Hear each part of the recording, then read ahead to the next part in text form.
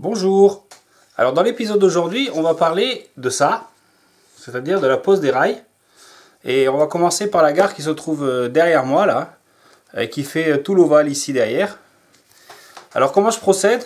Comme je vous l'ai dit, j'ai un plan avec Eni-Rail. Donc voilà la gare qu'il faut que je pose, voilà les rails qu'il faut que j'installe. Et alors pour me simplifier le travail, ici on le voit peut-être pas très bien sur la caméra, mais au crayon, j'ai indiqué les modèles de rails, les tailles de rails. Donc j'ai une grosse pile de rails ici.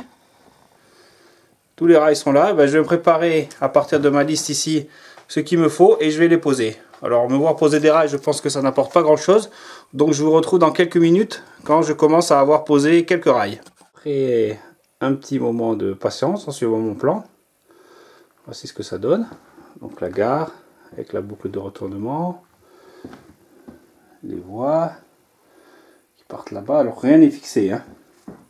C'est simplement posé à blanc, simplement pour voir ce que ça donne. Alors j'en ai profité ici pour ajouter une section double et une connexion. Et donc maintenant la partie intéressante, ça serait de mettre un peu de courant pour voir avec la centrale si ça marche. Alors bien sûr, évidemment, sur cette boucle de retournement ici, j'ai pas encore mis le module, donc il va falloir que je défasse le rail quelque part par là, de manière à ne pas avoir un courjus, sinon il y a la centrale qui va sauter. Un élément important quand on pose les rails, c'est ça. Je sais pas si on le voit bien. C'est une scie pour couper les rails. En effet, on peut très bien, quand on a besoin de petits morceaux, imbriquer les uns dans les autres des petits morceaux de rail pour avoir la bonne longueur. En général, je préfère partir d'un grand. Et puis s'il faut couper 5 cm, je coupe 5 cm. Et ça, c'est très pratique. Alors les brailles, c'est bien. Maintenant, on va essayer de faire tourner une locomotive sur notre ovale. Il y a une dizaine d'années, quand j'ai commencé à faire le réseau, j'avais adopté exactement ce principe-là. Donc on voit ici que j'ai mis un connecteur de rail LGB. Alors j'ai gardé le rouge à droite et le bleu à gauche, peu importe en fait, c'est plus naturel de le faire comme ça parce qu'en fait le fil rouge ici il est un peu plus long, donc le câble va partir du côté ici, et comme moi je veux qu'il parte vers la gauche ici sur l'écran, je mets le bleu à gauche, le rouge à droite. C'est simplement une convention, à vous de la choisir. De l'autre côté, si on suit le rail, on a le connecteur Massot, et comme je l'avais montré dans l'épisode numéro 1, il suffit d'aller le brancher là, puisque on voit que la sortie track plus et track moins, ce sont les deux câbles qui sont au milieu, à savoir là et là.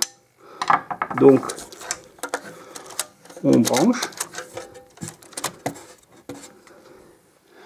la centrale. C'est pas facile en tenant la caméra. On tourne la caméra. Nous voilà avec le navigateur Massot. La locomotive est en route. On va lui mettre un peu de son. Voilà.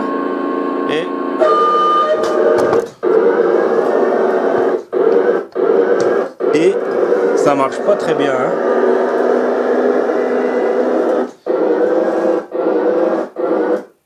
Et ça marche pas bien du tout. Il y a un problème. Pourquoi? Le problème qui est assez évident, le premier problème, c'est ça. On voit que là, ce rail, par rapport à celui-là, il n'est pas tout à fait de la même qualité. Celui-là, il est un peu sale. Et c'est un peu le résultat derrière des rails que j'ai mis. Ils n'ont pas tourné depuis pas mal de temps. Les 2 ans que j'ai mis à construire le réseau, j'ai pas nettoyé les rails. Donc la solution, ça va être ça. Une bonne gomme LGB. Frotter le rail. Et normalement, ça devrait beaucoup aider.